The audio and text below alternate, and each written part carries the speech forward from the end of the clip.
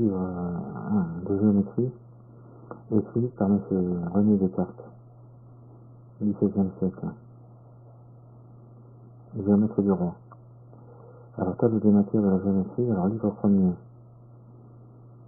il indique une liste de tout ce qu'on doit être capable de faire, que tout bon géomètre doit être capable de faire.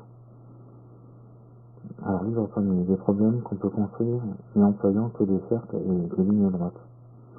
Comment le calcul d'arithmétique se rapporte aux opérations de géométrie, page 1. Comment se font géométriquement la multiplication, la division et l'extraction de la racine carrée. Comment on peut user des chiffres en géométrie. Comment il faut venir aux équations qui servent à répondre ou à résoudre les problèmes. Quels sont les problèmes plans. Comment ils se résolvent. Comment tirer de Pappus ou exemple tiré de Pappus. Réponse à la question de Pappus. Comment on doit poser les termes pour venir à l'équation à cet exemple. Alors, comment on trouve que ce problème est plan lorsqu'il n'est point proposé en plus de 5 lignes. Alors, livre second de la nature des lignes courbes. Quelles sont les lignes courbes qu'on peut recevoir en géométrie? La façon de distinguer toutes les lignes courbes en certains genres. De connaître le rapport qu'ont tous leurs points à ceux des lignes droites. Suite de l'explication de la question de Pappus mise au livre précédent. Solution de cette question quand elle n'est proposée qu'en 3 ou 4 lignes. Démonstration de cette solution. Quels sont les lieux plans et solides et la façon de les trouver tous. Quelle est la première, la plus simple de toutes les lignes courbes qui servent à la question des anciens, quand elle est proposée en 5 lignes. Quelles sont les lignes courbes qu'on décrit en trouvant plusieurs de leurs points qui peuvent être reçus en géométrie. Alors que le sont aussi celles qu'on décrit avec une corde qui peuvent y être reçues. Alors, de la même manière que pour trouver toutes les propriétés des lignes courbes, il suffit de savoir le rapport qu'ont tous leurs points à ceux des lignes droites. La façon de tirer d'autres lignes droites et la façon de tirer d'autres lignes qui les coupe en tous ces points à angle droit. Façon générale pour trouver des lignes droites qui coupent les courbes données ou leur contingence à angle droit. Exemple de cette opération en une ellipse et en une parabole de second genre. Autre exemple en une ovale du second genre. Exemple de la construction de ce problème en la conchoïde. Explication de 4 nouveaux genres d'ovales qui servent à l'optique. Les propriétés de ces ovales touchant les réflexions et les réfractions. Démonstration de ces propriétés. Comment on peut faire un verre autant convexe ou concave en l'une de ces superficies qu'on voudra, qui ressemble à un point donné tous les rayons, qui rassemble à un point donné tous les rayons qui viennent d'un autre point donné. Comment on en peut faire un qui fasse le même et que la convexité de l'une de ces superficies est la proportion donnée avec la convexité ou concavité de l'autre. Comment on peut rapporter tout ce qui a été dit des lignes courbes décrites sur une superficie plate à celles qui se décrivent dans un espace qui a 3 dimensions ou bien sur une superficie courbe. Livre 3e de la construction des problèmes solides ou plus que solides.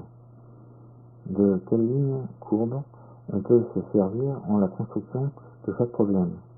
Exemple touchant l'invention de plusieurs moyennes proportionnelles, de la nature des équations Combien il peut y avoir de racines en chaque équation? Quelles sont les fausses racines? Comment on peut diminuer le nombre de dimensions d'une équation lorsqu'on connaît quelques-unes de ces racines? Comment on peut examiner cette quantité donnée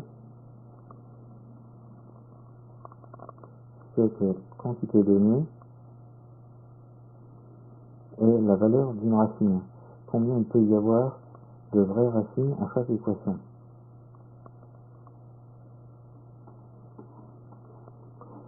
Alors comment on fait les fausses racines?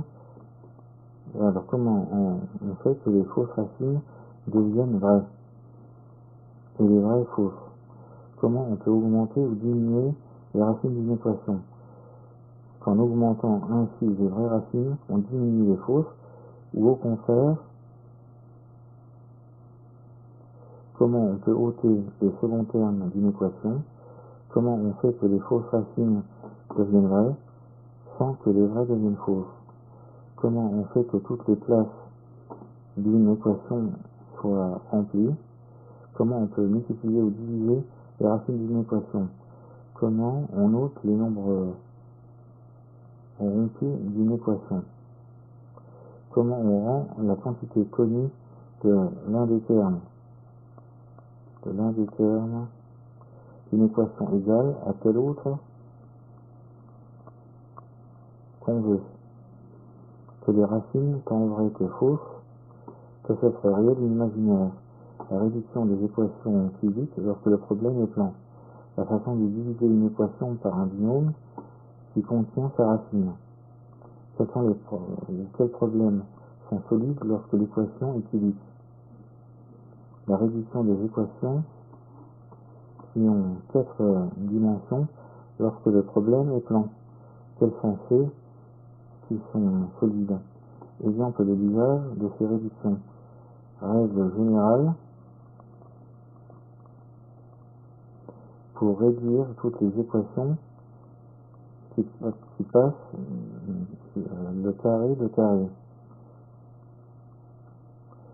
Façon générale pour construire tous les problèmes solides réduits à une équation de 3 dimensions. L'invention de 2 moyennes proportionnelles, la division de l'angle en 3, et tous les problèmes solides se peuvent réduire à ces 2 constructions. La façon d'exprimer la valeur de toutes les racines des équations cubiques, ainsi que toutes celles qui ne montent que jusqu'au carré de carré. Pourquoi les problèmes solides peuvent être construits sans les sections coniques, ni ceux qui sont plus composés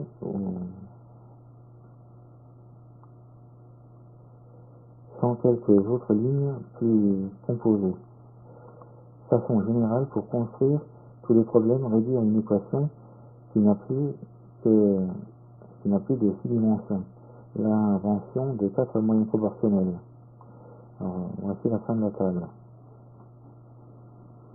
Alors, nous allons passer cette partie-là qui rappelle les livres auxquels on peut avoir accès si on effectue une recherche dans les grandes bibliothèques. Alors, la géométrie de Descartes. Alors, le premier livre.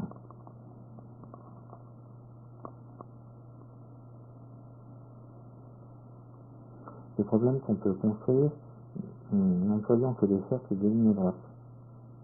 Tous les problèmes de géométrie se peuvent facilement réduire à tel terme qu'il n'y a besoin par après que de connaître la longueur de quelques lignes droites pour les construire. Et comme toute l'arithmétique n'est composée que de 4 ou 5 opérations qui sont l'addition, la soustraction, la multiplication, la division, l'extraction des racines, qu'on peut prendre dans une espèce de division. Ainsi n'a-t-on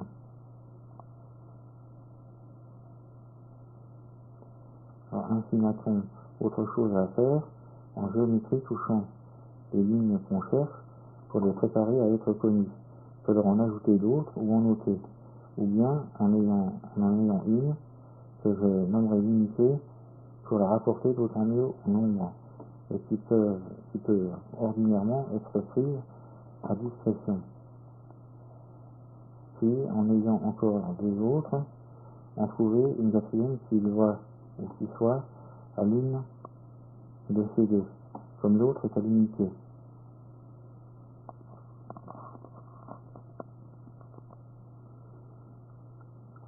Ce qui est le même que la multiplication, ou bien en trouver une quatrième qui soit l'une de ces deux, comme l'unité est à l'autre, ce qui est le même que la division.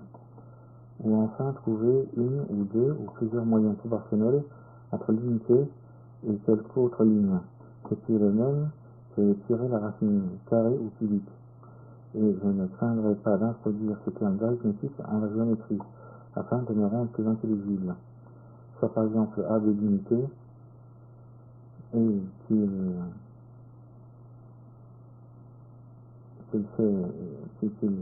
faut multiplier BD par BC. Je n'ai qu'à joindre les points A et C, puis tirer DE parallèle à CA et DE est le produit de cette multiplication. Ou bien s'il faut diviser BE par BD, la division ayant joint les points E et D, je tire A, C parallèle à DE et BC est le produit de cette division.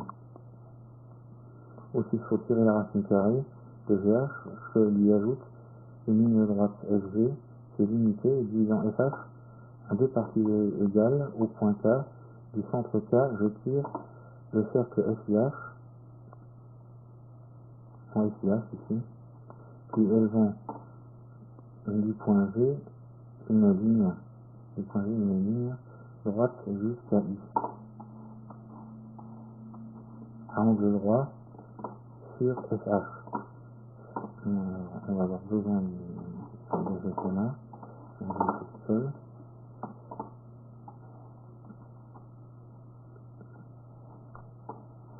Alors,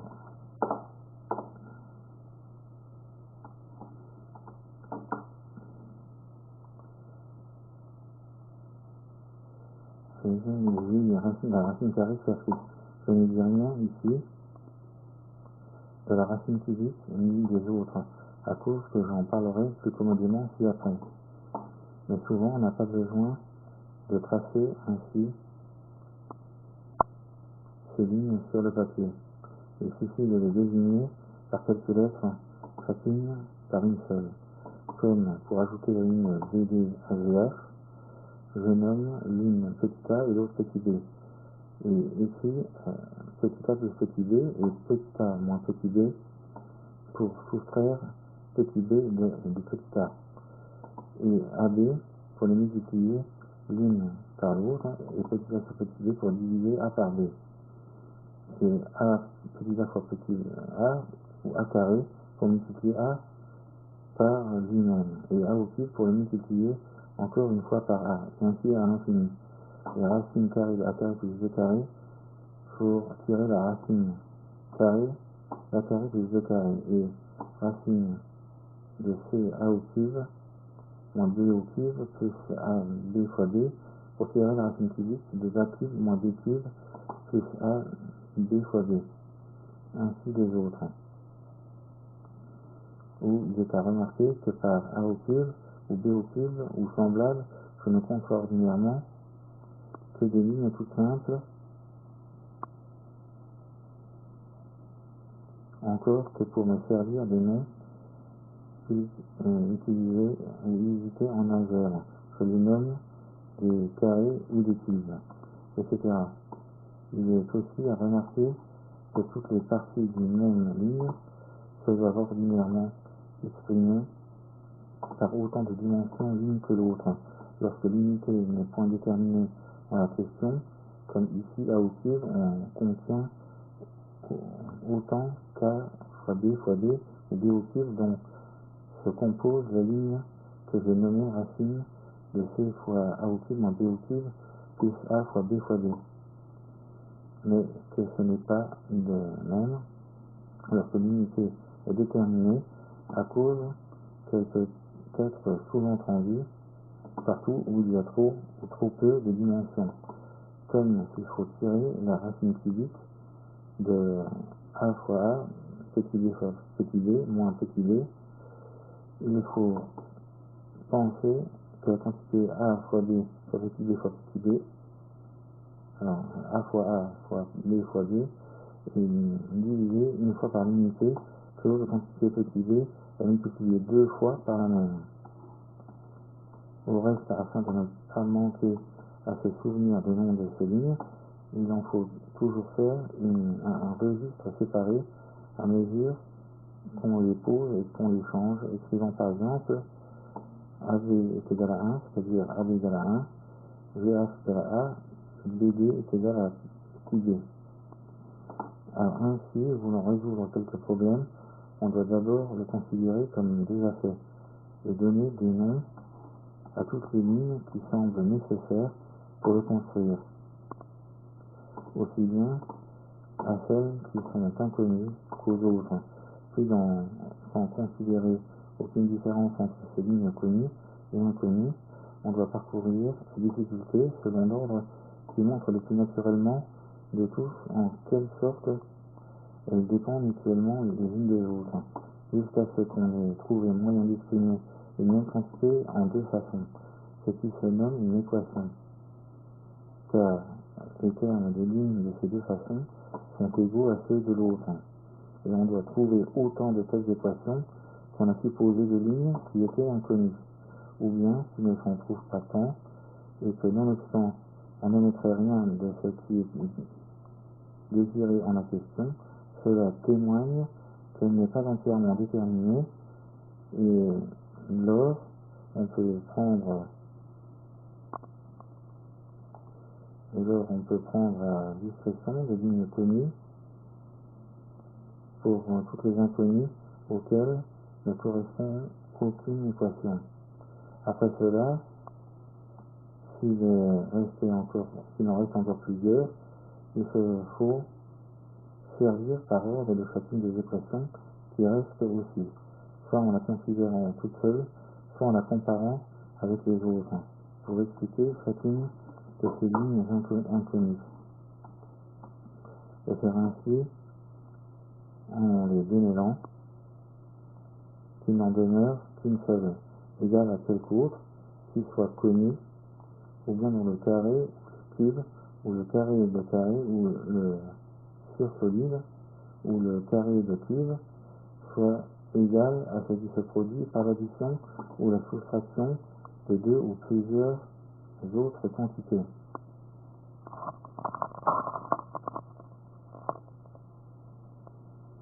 dont l'une soit connue, les autres soient composées de quelques moyennes proportionnelles entre l'unité et ce carré ou cube, ou carré de carré, etc., multiplié par d'autres connus. Ce que j'écris en cette sorte, x égale à b, où z au carré est égal à moins az plus b fois b, où z au cube est égal à plus az carré plus b fois b, z moins c au cube, ou z à puissance 4 égale à az cube moins c cube z plus b à puissance 4, etc. C'est-à-dire z que je prends pour la quantité inconnue est égal à b, où le carré de z est égal au carré de b moins a multiplié par z, où le cube de z est égal à a multiplié par le carré de z plus le carré de b multiplié par z moins le cube de c, ainsi les autres. On peut toujours réduire ainsi toutes les quantités inconnues à une seule. Lorsque le problème se peut construire par des cercles et des lignes droites, ou aussi par des sections coniques, ou même par quelque autre ligne qui ne soit que d'un ou deux degrés, puis composée. Mais je ne m'arrête point à expliquer ceci plus en détail, à cause que je vous ôterai le plaisir de l'apprendre de vous-même. L'utilité de cultiver votre esprit en vous y exerçant, qui est à mon avis la principale qu'on puisse tirer de cette science. Aussi que je ne remarque rien de si difficile que ceux qui seront un peu versés en la géométrie, commune et en algèbre, et qui prendront garde à tout ce qui est en ce traité ne puisse trouver.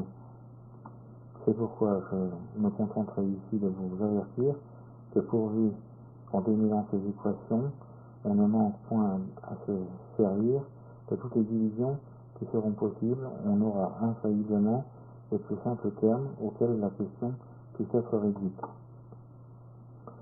et que si elle peut être résolue par la géométrie ordinaire, c'est-à-dire en ne se servant que de lignes droites et circulaires tracées sur une superficie plane, parce que la dernière équation aura été entièrement dénudée, il restera tout au plus qu'un carré inconnu, égal à ce qui se produit de l'addition ou soustraction de la racine multipliée par quelque quantité connue et de quelque autre quantité aussi connue. Et lors cette racine, ou ligne inconnue, se trouve aisément.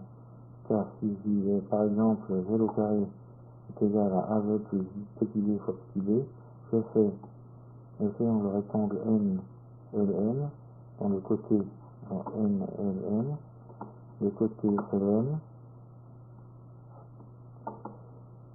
est égal à petit b, racine carrée de la quantité connue b fois b, petit b fois petit b, et l'autre ln est un demi de petit a, la moitié de l'autre quantité connue, qui était multipliée par z, que je suppose être la ligne inconnue. Puis, prolongeons Mn la base de ce triangle,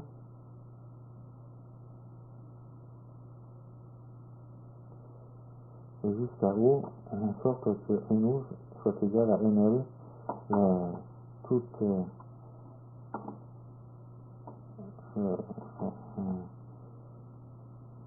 toute A, alors ON, il manque une expression, ON et Z, la ligne recherchée.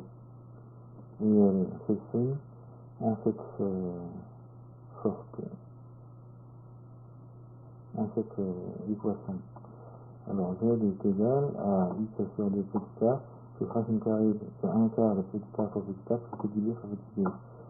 Que j est y fois y est égal à moins y plus b fois b, et qui soit la quantité qu'il faut trouver, je fais le même triangle rectangle MLN, et de la base MN, je j'ôte NP égale à NL, et le reste PM est y, la racine cherchée. De façon que j'ai AY fois Y est égal à moins 1,5 de A plus racine de 1 quart de A fois A plus petit b fois petit b. En tout de même, si j'avais x à puissance 4 est égal à moins AX au cube plus b carré, PM serait x au carré et j'aurais x est égal à la racine de moins 1,5 de petit a plus la racine 1 quart de petit a fois petit a plus petit b fois petit b fois petit z, et ainsi les autres. Enfin, si j'ai z au carré égal à az moins b fois petit b, je fais ml égale à 1 demi de a et ln égale à petit b comme devant, si au lieu de joindre les points mn, je tire n qui r parallèle à ln du centre de n par l, ayant décrit un cercle qui le coupe au point qui est r. La ligne cherchée z et n qui ou bien r. Car en ce cas, elle s'exprime de deux façons, à savoir z est égal à 1,5 de z plus 1 quart de 1 quart de petit a fois petit a moins petit b fois petit b, et z est égal à 1,5 de a moins racine carrée de 1 quart de a petit a fois petit a moins petit b fois petit b. Et si le cercle qui est en son centre au point N passe par le point L, ne coupe ni ne touche la ligne droite n qui r, il n'y a aucune racine en l'équation, de façon qu'on peut assurer que la construction du problème proposé est impossible. Alors, au reste, ces mêmes racines se peuvent trouver par une infinité d'autres moyens que j'ai seulement voulu mettre ceci comme fort simple afin de faire voir qu'on peut construire tous les problèmes de la géométrie ordinaire sans faire autre chose que le peu qui est compris dans les 4 figures que j'ai expliquées, ce que je ne crois pas que les anciens Et remarquez car autrement, ils n'eussent pas pris la peine d'en écrire de gros livres, où le seul ordre, dans leurs propositions, nous fait connaître qu'ils n'ont point eu la vraie méthode pour les trouver toutes, mais qu'ils ont seulement ramassé celles qu'ils ont rencontrées. Et on le peut voir aussi fort clairement dans ce que Papus a mis au commencement de son premier livre, où après s'être arrêté quelque temps à dénombrer tout ce qui avait été écrit en géométrie par ceux qui l'avaient précédé, il parle enfin d'une question qu'il dit que ni Euclide ni Apollonius ni aucun autre n'avait su entièrement résoudre. Voici ces mots. Quem autem dicit Apollonius incertio libro locum ad tres et quatuor lineas ab Euclid perfectum non esse, neque ipse perficere poterat, neque aviquis adius, sed neque palulum quid adire iis, quae Euclides sit per via tantum conica, qua usque ad Euclidis temporas praemonstrata sunt. Et à peu près, il explique ainsi quelle est cette question. Alors, at locus ad tres, quatuor lineas, intro Apollonius, 27, magnifici se jactat, et ostentat, nulla habita gratia ei, qui prius specerat est rugiunt modi, si professione datis tribus rectis lineis ab uno, et codem puncto, ab tres lineas in datis angulis, recta linea decanur, et de cata sit proportio retubui, contanti laevus, tudus ad quadratum reliqua, punctium continguit, positione datum solidum locum, quod est unam extribis conicis, sectionibus, et ainsi de suite. Voilà, alors c'est la fin du texte, où je vous prie de remarquer en passant que le scrupule que faisaient les anciens disaient les termes de l'arithmétique en géométrie qui ne pouvaient procéder que de ce qu'ils ne voient pas assez clairement leur rapport, causait beaucoup d'obscurité et d'embarras en la façon dont il s'expliquait par Papus, poursuit en cette sorte. On va faire l'explication de Papus. La question, exprimée en latin, la question donc qui avait été commencée à résoudre par Euclide et poursuivie par Apollonius, sans avoir été achevée par personne, était telle. Ayant 3 ou 4 ou plus grand nombre de lignes droites données par position, premièrement on demande un point, duquel on puisse tirer autant d'autres lignes droites, unies sur chacune des données, qui fassent avec elles des angles donnés, mais que le rectangle contenu de celles qui seront ainsi tirées d'un même point est la proportion donnée avec le carré de la troisième, s'il n'y en a que 3, ou bien avec le rectangle des 2 autres. S'il y en a 4, ou bien s'il y en a 5, que le parallélépipède composé de 3 est la proportion donnée avec le parallélépipède composé des 2 qui restent et d'une autre ligne donnée. Ou s'il y en a 6, le parallélépipède composé de 3 est la proportion donnée avec le parallélépipède des 3 autres.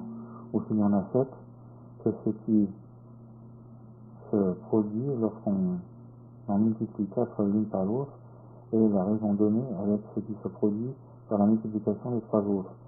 Et encore d'une autre ligne donnée. Ou s'il y en a 8, que le produit de la multiplication des 4 est la proportion donnée avec le produit des 4 autres.